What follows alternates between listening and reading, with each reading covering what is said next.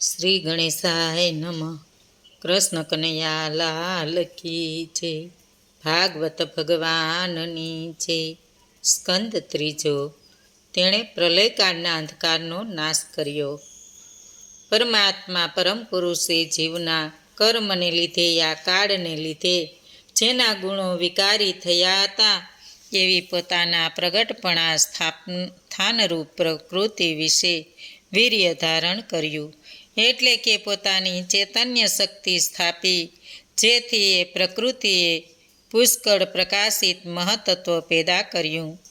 એ મહત્ત્વ જગતના અંકુરરૂપ અને લયથી રહિત છે. તેણે પ્રલયકાળના અંધકારનો નાશ કર્યો. જેણે વાસુદેવ કહે છે તે ચિત્ત મહત્ત્વનું જ સ્વરૂપ છે. અહીં ચતુર્વ્યૂહની ઉપાસના દર્શાવી છે. ચિત્તની અધિભૂત રૂપે મહત્ત્વ એવી સંજ્ઞા છે. અધ્યાત્મક સ્વરૂપે ચિત્ત એવી સંજ્ઞા છે. ચિત્તનો અધિષ્ઠતા ક્ષેત્રજ્ઞ છે. અહંકારમાં સંકર્ષણ ઉપાસ્ય છે. રુદ્ર અધિષ્ઠતા છે. મનમાં અનિરુદ્ધ ઉપાસ્ય છે. ચંદ્ર અધિષ્ઠતા છે. બુદ્ધિમાં પ્રધમન્યુ ઉપાસ્ય છે અને બ્રહ્માજી અધિષ્ઠતા છે.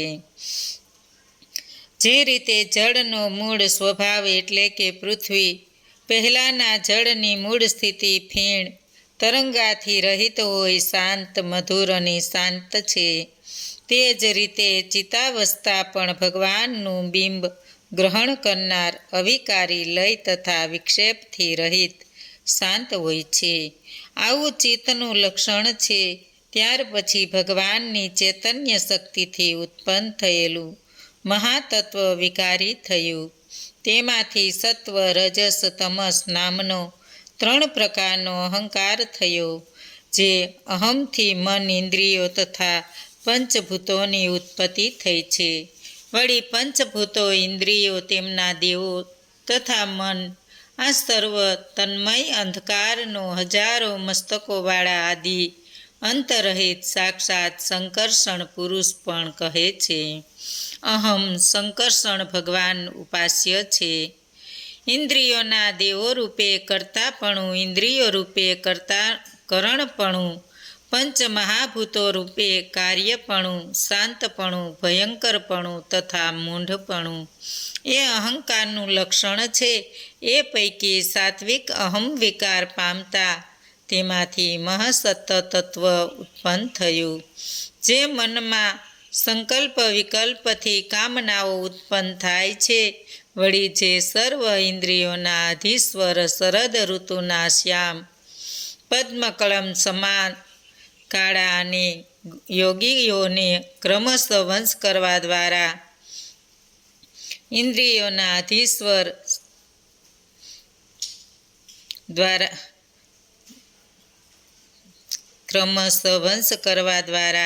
આરાધ્યના કરવા યોગ્ય અનિરુદ્ધ કહે છે. અર્થાત મનમાં ઉપાસના કરવાને યોગ્ય અનિરુદ્ધ છે. રાજસ અહંકાર વિકાર પામતા તેમાંથી બુદ્ધિ તત્વ થયું, જેના વડે વિજ્ઞાન થાય છે અને ઇન્દ્રિયોનું જ્ઞાન કરવામાં સહાય પ્રાપ્ત થાય છે. વળી સંશય, વિષયાસ, નિશ્ચય, સ્મૃતિ ને નિંદ્રા વિવિધ વૃત્તિઓથી બુદ્ધિનું લક્ષણ કહેવાય છે. ઇન્દ્રિયો રાજસ અહંકારથી ઉત્પન્ન થઈને ઇન્દ્રિયોના 2 વિભાગો, કર્મ ઇન્દ્રિયોને જ્ઞાન ઇન્દ્રિયો, પ્રાણની ક્રિયા શક્તિ છે ને બુદ્ધિની વિજ્ઞાન શક્તિ છે. ભગવાનની ચૈતન્ય શક્તિથી પ્રેરણા પામેલો અહમ વિકાર પામતા શબ્દ તન્માત્રવાળું આકાશ તત્વ થયું. શ્રોતા ઇન્દ્રિય શબ્દ ગ્રહણ કરે છે. શબ્દ એ અર્થનો વાચક છે તથા આકાશની તન્માત્રા છે, એટલે આકાશનું સૂક્ષ્મ સ્વરૂપ છે. આકાશ સર્વ પ્રાણીઓને અવકાશ આપે છે. આકાશનું કાર્ય એ જ તેનું લક્ષણ છે. શબ્દ તેની તન્માત્રા છે. આકાશ કાળગતિથી વિકારી થતાં સ્પર્શ તન્માત્રા થઈ ને તે સ્પર્શથી વાયુ થયો. સ્પર્શનું લક્ષણ કોમળતા, શીતળતા, ઉષ્ણતા ને કઠિનતા છે. સ્પર્શ વાયુને તન્માત્રા છે. વાયુના અનેક કાર્યો છે. એ વાયુ વિકાર પામતા રૂપ તન્માત્રાવાળા તેમનો રૂપ તન્માત્રા થઈ અને રૂપ તેજ થયું. નેત્રો રૂપ ગ્રહણ કરે છે. દ્રવ્યાકાર પ્રમાણે પરિણામ પામ્યું એ રૂપ તન્માત્રાવાળા તેજનો અસામાન્ય ધર્મ છે. એ જ તેનું લક્ષણ છે. તેજના કર્મો છે પ્રકાશવું, પકવવું, ભૂખ તરસ સંતોષવાને ખાવું પીવું અને સૂકવવું. તેજ વિકાર પામતા રસ તન્માત્રા થઈ. એ રસથી જળ પીવું. જીહવા એ રસને ગ્રહણ કરનારી થઈ. મૂળ રસ તો મધુર રૂપે એક જ છે. તો એ ભૂતોના સંબંધવાળા દ્રવ્યોના વિકારને લીધે તુરો, કડવો, મીઠો, ખારો ને ખાટો એ ભેદ પામે છે. માટીને ભીની કરવી એ જળનું લક્ષણ છે. જીવના કર્મની પ્રેરણા લઈને જળ વિકાર થતાં ગંધ તન્માત્રા થઈ અને તેમાંથી પૃથ્વી થઈ. ધારણેન્દ્રિય ગંધ ગ્રહણ કરે છે. પદાર્થોના અવયવોને કારણે મિશ્ર ગંધ, સુગંધ, દુર્ગંધ, મૃદુ ગંધ, ઉગ્ર ગંધ, ખાટી ગંધ એવા વિવિધ ભેદો થયા. પૃથ્વીના કાર્યો આ પ્રમાણે છે.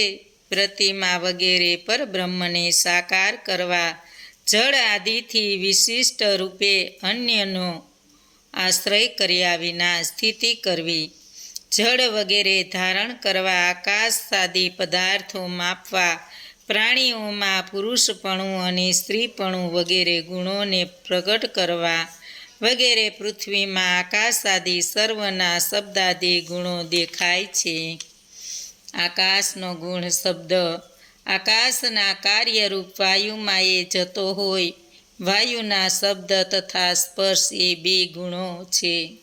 એ બંને ગુણો તેમજ તેજમાં જ પણ જતા હોય. તેજમાં શબ્દ સ્પર્શ રૂપને 3 ગુણો છે. તેજના 2 જ ગુણો જળમાંય જતા હોય. જળમાં શબ્દ સ્પર્શ રૂપ અને રસ એ 4 ગુણો છે.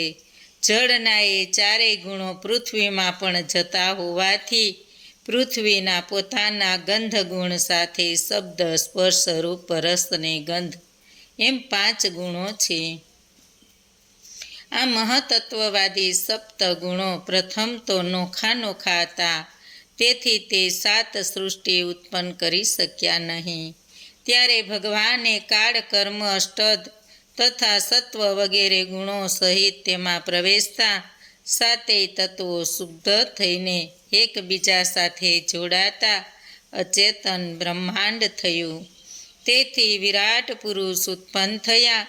એ બ્રહ્માંડમાં દેવો, મનુષ્યો, પ્રાણીઓ, પંખીડા વગેરે સમગ્ર લોકોનો વિસ્તાર છે અને તે શ્રીહરિનું કોમળ સ્વરૂપ છે. જળમાં રહેલા બ્રહ્માંડમાંથી મહાદેવ શ્રીહરિ બ્રહ્માંડના અધિષ્ઠતા થયા. પછી એ વિરાટ શરીરને મુખ, વાણી, નાસિકા, નેત્રો, કર્ણો વગેરે થયા. પછી જળના આપોદેવ થયા. ગુદામાં અહંકારી દેવતા મૃત્યુદેવ થયા. વિરાટને બધી ઇન્દ્રિયોને નાડીઓ થઈ. ચિત્તના દેવ ક્ષેત્રજ્ઞ થયા. પછી બુદ્ધિના અભિમાન દેવ બ્રહ્માજી થયા. પછી રુદ્ર થયા. પછી બધી ઇન્દ્રિયો અને તે દેવતાઓ વિરાટ પુરુષને ઉઠાડવા તૈયાર થયા અને પ્રયાસો કર્યા પણ ઉઠાડી શક્યા નહીં. પણ ક્ષેત્રજ્ઞ દેવે ચિત્ર સાથે પ્રવેશ કરતા વિરાટ પુરુષ જળમાંથી ઊભા થયા. તેમણે ક્ષેત્રજ્ઞ સિવાય કોઈ દેવ ઉઠાડી શક્યા નહીં. માટે જ સૌ પ્રથમ પરમેશ્વરની શ્રદ્ધાપૂર્વક ભક્તિ કરવી, પછી બીજા પદાર્થો પર વૈરાગ્ય આવે છે. બુદ્ધિ યોગમાં પ્રવર્તે અને ચિત્ત એકાગ્ર થયા પછી જે જ્ઞાન ઉત્પન્ન થાય છે તે જ્ઞાન દ્વારા ક્ષેત્રને એ કારણના સમૂહ શરીરથી નોખો કેવળ પરમેશ્વર સ્વરૂપ જાણીને તે ક્ષેત્રજ્ઞનું જ ચિંતન કરવું. શ્રી ભગવાન ઉવાસ. અનેક પ્રકારના સાધનોરૂપ ઉપાયો વડે પ્રકૃતિ પુરુષના વિવેકથી મોક્ષની રીતિ અને અહીં કહેવામાં આવે છે. કપિલ ભગવાન કહે છે, હે માતે, જેમ જળમાં દેખાતા સૂર્યનું પ્રતિબિંબ જળની ભીનાશથી લિપ્ત થતું નથી, તેમજ જીવાત્મા પ્રકૃતિમાં એટલે પ્રકૃતિના કર્તારૂપ દેવ, મનુષ્ય વગેરે દેહમાં રહેલો છે. છતાં ખરું જોતા તો સ્વયં નિર્ગુણ, અકર્તા તથા રાગ દેશ આદિથી રહિત હોય પ્રકૃતિના સત્વવાદી ગુણોથી પેદા થનારા સુખ દુઃખ આદિથી યા પાપ પુણ્યથી લિપ્ત થતો નથી. જ્યારે તે પુરુષ પ્રકૃતિ ગુણોમાં આસક્ત થાય છે ત્યારે જ શરીર વગેરે ઉપરના હું મારું એવા અભિમાનથી મૂઢ જેવો પોતાના સ્વરૂપ જ્ઞાનને ભૂલતો હોવાથી હું જ કરતા છું એવું મિથ્યા અભિમાન કરે છે. પછી એ કર્તૃત્વના અહમને કારણે જ તે મોક્ષ સુખથી ભ્રષ્ટ થઈને કર્મ દોષને લીધે સારી નરસિંહને મિશ્ર એટલે દેવ, પશુ પંખી મનુષ્યમાં જન્મ લઈને ભવાટીમાં ભટક્યા કરે છે. જેણે સ્વપ્નમાં દીઠેલી વસ્તુ સત્ય નથી હોતી, મિથ્યા જ હોય છે, તે જ પ્રમાણે સંસારના સુખ દુઃખ આદિ ખરી રીતે મિથ્યા જ છે. ઇન્દ્રિયોમાં આસક્ત થયેલા ચિત્તને દ્રઢ ભક્તિ યોગથી ને તીવ્ર વૈરાગ્યથી ધીમે ધીમે વંશ કરવું અને ચિત્તને યમ નિયમ વગેરે યોગ માર્ગથી વારંવાર એકાગ્ર કરવું. શ્રદ્ધાળુ થઈ મારામાં પ્રેમ રાખો, મારી કથાનું શ્રવણ કરવું, સર્વ પ્રાણીઓ પ્રતિ સમભાવ કેળવવો, કોઈની સાથે પણ દુશ્મનાવટ નહીં કરવી, બધાનો સંગ ત્યજી દેવો, બ્રહ્મચર્ય તથા મૌન પાલન, ઈશ્વરાર્પણ ભાવે સ્વધર્મચરણ કરવું, સંતોષી રહેવું, મિતાહારી રહેવું, એકાંતર સેવવું, રાગ દેશથી રહિત થઈને મનનશીલ થવું, સ્વભાવ શાંત રાખવો, સૌની સાથે મિત્રાચારી રાખવી, સર્વ પ્રત્યે દયાભાવ કેળવવો, જીતેન્દ્રિય થવું, સ્ત્રી પુત્રાદિથી દેહની મમતા છોડવી, સાક્ષાત્કારનું જ્ઞાન પ્રાપ્ત કરવું, શુદ્ધ અંતઃકરણથી આત્માનું દર્શન કરવું. જળમાં પડેલા સૂર્યના પ્રતિબિંબની જેમ આત્માનું પ્રતિબિંબ પડેલું છે, એવા શરીર અને ઇન્દ્રિયો તથા મન વડે જેમાં બ્રહ્મનું પ્રતિબિંબ પડેલું છે એવો ત્રિગુણાત્મક અહંકાર પ્રથમ નજરે દેખાય છે ને પછી બ્રહ્મના પ્રતિબિંબવાળા તે અહંકાર દ્વારા પરમાર્થ જ્ઞાન સ્વરૂપ શુદ્ધાત્માના દર્શન થાય છે. અર્થાત અહંકારરૂપ ઉપાધિયુક્ત આત્મા દ્વારા શુદ્ધાત્માના દર્શન કરી શકાય છે. સુષુપ્ત અવસ્થામાં પંચ મહાભૂતો, શબ્દ, સ્પર્શ આદિ 5 તન્માત્રાઓ, ઇન્દ્રિયો, મન તથા બુદ્ધિ વગેરે બધા નિંદ્રાને લીધે અવિદ્યારૂપ જ્ઞાનમાં લીન થાય છે. તે વેળા જે નિંદ્રા રહિત ને અહંકાર રહિત થઈ સ્વસ્વરૂપમાં સ્થિતિ કરે છે તે જ આત્મા છે એમ માનવું. જે આત્મા જાગૃત અને સ્વપ્ન અવસ્થાનો જોનારો છે તે જ આત્મા સુષુપ્ત અવસ્થામાં અહંકારના વિષયરૂપ ભૂતો આદિનો લય થવાથી પોતે આત્માનો નાશ નહીં પામેલો છતાં પોતાને મિથ્યા નાશ પામેલો હોય સ્ફુટ દેખાતો નથી એમ વિચારી વિવેકી મનુષ્ય આત્મ સાક્ષાત્કાર કરે છે. જે આત્મા અહંકારથી યુક્ત આ દેહનો પ્રકાશક અને અધિષ્ઠાન હોય આશ્રયરૂપ છે. સાક્ષાત્કાર દેવહૂતિ કહે, હે બ્રહ્મન, પ્રકૃતિ પુરુષને કદી પણ છોડતી નથી, કેમ કે હે ભગવાન, પ્રકૃત એ બંને પરસ્પરનો આશ્રય છે. બંને નિત્ય છે તો પછી મુક્તિ સી રીતે થાય? જેમ ગંધ પૃથ્વી વિના અને પૃથ્વી ગંધ વિના નહીં હોય, તેમ પુરુષ પ્રકૃતિ વિના અને પ્રકૃતિ પુરુષ વિના નહીં હોય. અર્થાત પુરુષની સહાય વિના પ્રકૃતિના સ્વરૂપનો નિશ્ચય થતો નથી, તથા પ્રકૃતિના અસ્તિત્વ વિના પુરુષનું પ્રાગટ્ય થતું નથી. તેથી તેનો બંનેનો પરસ્પરનો આશ્રય છે અને બંને નિત્ય છે. તો પછી પ્રકૃતિ પુરુષને કેમ જ છોડે? એ બંનેનું સાથે જ અસ્તિત્વ છે. અકર્તા પુરુષને પણ પ્રકૃતિના જે ગુણોથી કર્મ બંધન થાય છે, તે પ્રકૃતિ ગુણો જ્યાં સુધી હોય ત્યાં સુધી પુરુષનો મોક્ષ કેમ થાય? કદાચ કોઈ વખતે તત્વજ્ઞાન વિચારથી પુરુષને ઉગ્ર સંસારનો ભય દૂર થાય, તો તે ભયનું કારણ પ્રકૃતિના ગુણો જ્યાં સુધી દૂર ન થાય ત્યાં સુધી તો એ સંસારનો ભય જ છે.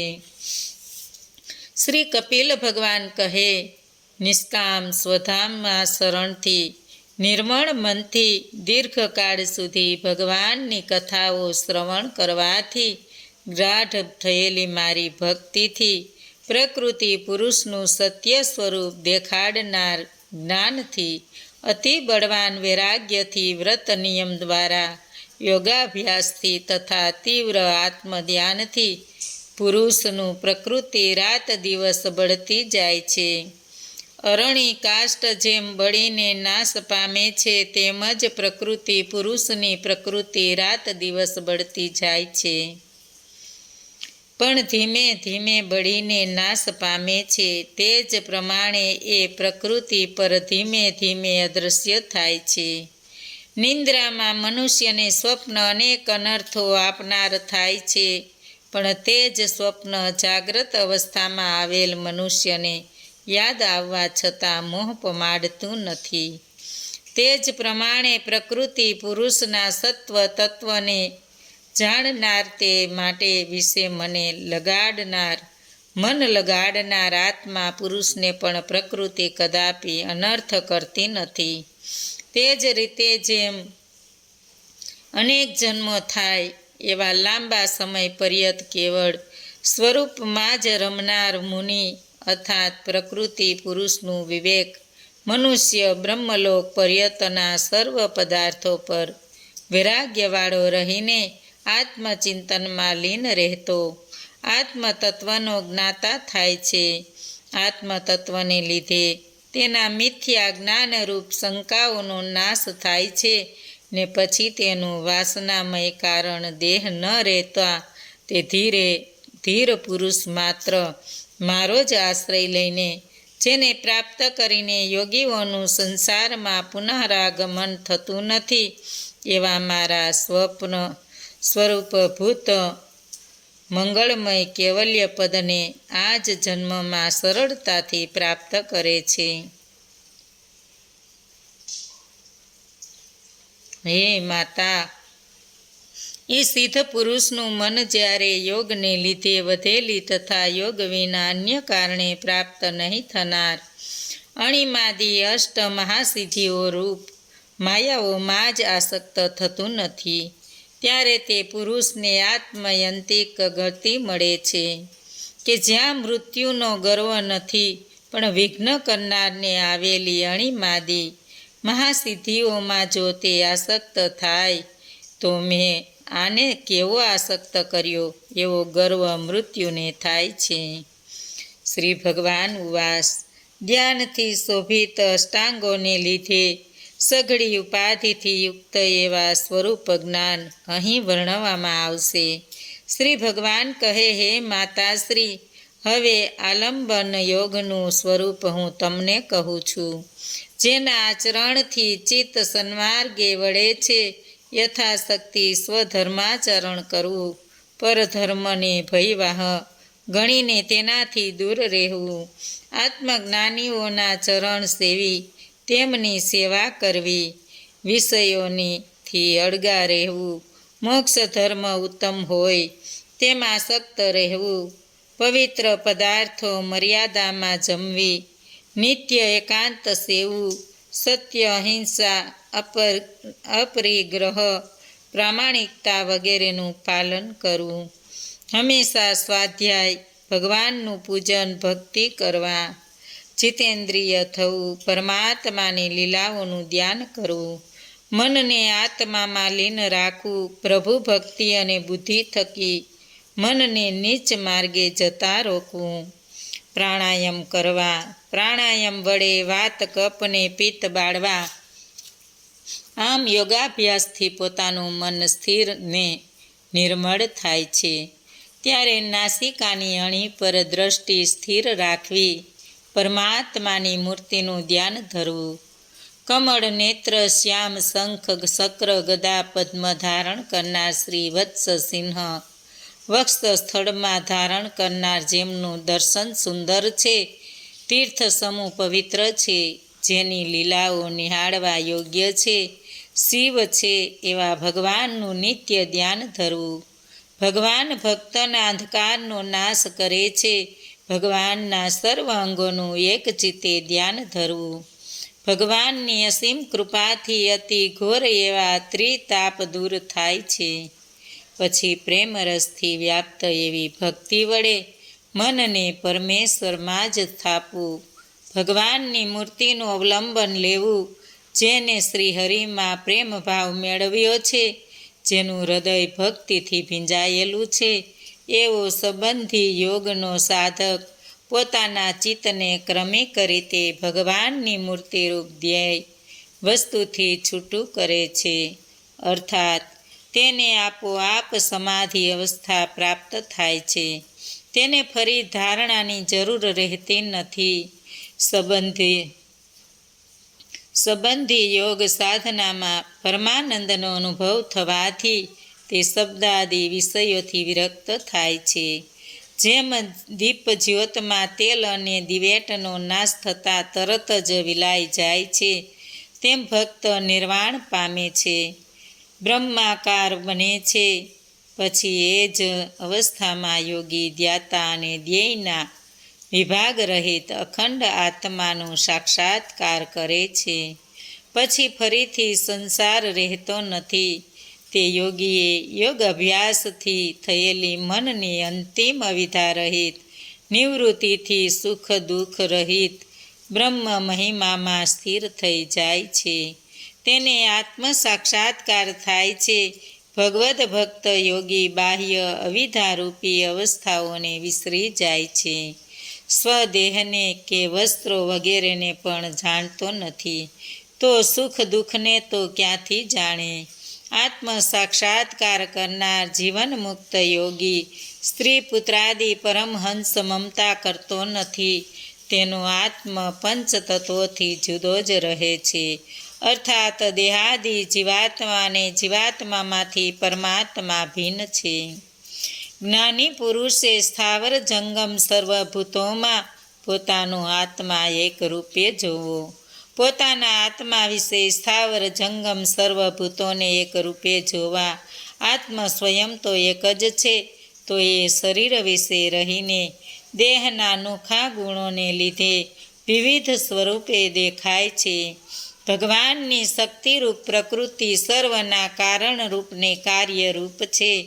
જીવની એ પ્રકૃતિ છે. તેથી યોગીઓ દુર્જ્ઞેય અને દુર્જ્યને પ્રકૃતિને જીતીને એ પ્રકૃતિથી પર થઈને આત્મ સ્વરૂપમાં સ્થિર રહે છે. બોલો કૃષ્ણ કનૈયા લાલ કી જય. ભાગવત ભગવાનની જય. આજનું ભાવપુષ્પ શ્રી કૃષ્ણ અર્પણમ.